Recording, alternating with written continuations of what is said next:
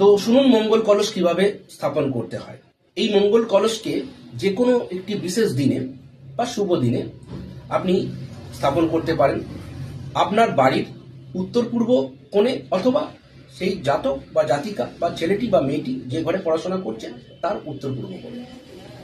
প্রথমে একটি তামার ঘটি বা কলস নেন, সেই কলসে হলুদ সর্ষে দেবেন,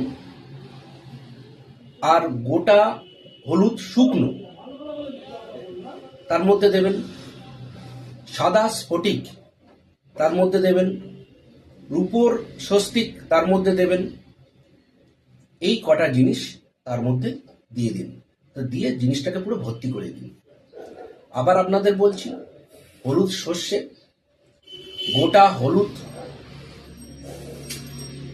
সাদা স্ফটিক অর্থাৎ হোয়াইট ক্রিস্টালস এবং রূপোর স্বস্তিক, এই চারটে জিনিস আপনি ওই তামার ঘটের মধ্যে দিয়ে দিন। এইবার ঘরটিকে আপনি একটি সাদা কাপড় দিয়ে ওটার উপরে রাখুন, রেখে ওটা মৌলি দিয়ে বা কোনো রকম লাল সুতো দিয়ে হোক বা মৌলি, হাতে যে আমরা মৌলি বাঁধি সেই মৌলি দিয়ে ওটাকে বেঁধে ফেলুন। বেঁধে ফেললে এবার ওর উপরে একটি নারকেল স্থাপন করে দিন।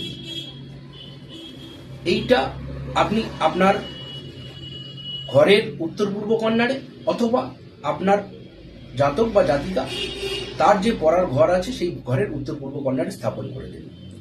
দেখুন মিরাকেল রেজাল্ট আসবে। করে দেখুন, বাচ্চা আগের থেকে পড়াশোনার গতি বাড়বে, সে কনসেন্ট্রেশনটা অনেক অংশে বাড়াতে পারবে। অবশ্যই প্রতিদিন ঘরে গঙ্গা জল এবং ধুনো অবশ্যই দেবেন। সেই সঙ্গে সঙ্গে তার বইপত্রগুলো আপনার যে ফ্ল্যাট রয়েছে অথবা তার যে পড়ার ঘর রয়েছে সেই ঘরের স্পেসিফিক একটি ডিগ্রি আছে, সেই ডিগ্রিতে অবশ্যই বইপত্রগুলো রাখবেন। 240 ডিগ্রি থেকে 255 ডিগ্রির মধ্যে তার বইপত্রগুলো অবশ্যই রাখুন। ডিগ্রি যদি বুঝতে না পারেন অবশ্যই আমার কমেন্টস বক্সে আপনি জানান, আমি ডিগ্রি আপনাকে বলে দেবো কিভাবে দেখতে হয়। আচ্ছা, তো এই যে কথাগুলো আমি আপনাকে বললাম, এই কথাগুলো অবশ্যই আপনি ফলো করুন, তাতে বাচ্চার দেখবেন পড়াশোনা অনেকাংশে পারবে। যে ঘরেও পড়াশোনা করবে সেই ঘরে অবশ্যই ধূপবাতি অবশ্যই জ্বালাবেন, প্রতিদিন গঙ্গা জল অবশ্যই ছেটাবেন।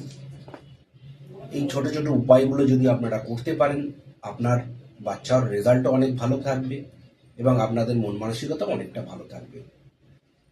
তো উপায়গুলো সম্পর্কে জানলেন, সরস্বতী পুজোর দিন থেকে স্টার্ট করে দিন, দেখবেন আগামী 1 বছরের মধ্যে তার রেজাল্টও অনেকটা ভালো পাবেন।